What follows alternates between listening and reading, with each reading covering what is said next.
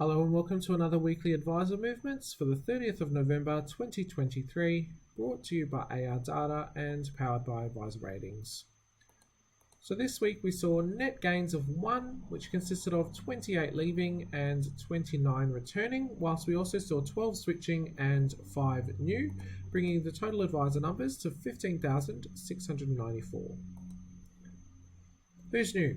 Big welcomes for Yasmini Armenis from Maven Capital, Jackie Tsai from JBWere, and Hannah Freeman from AMP.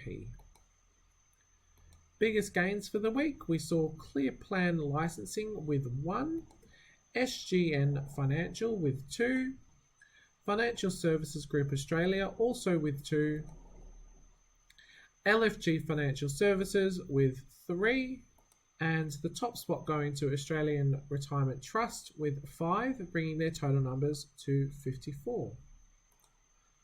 On the flip side, with our losses, we saw Macquarie Equities with 2, National Australia Bank also with 2, RI Advice with 2, Matrix Planning Solutions with 3, and last but not least, Australian Mortgage and Financial Advisors with 4, bringing their total numbers to 33.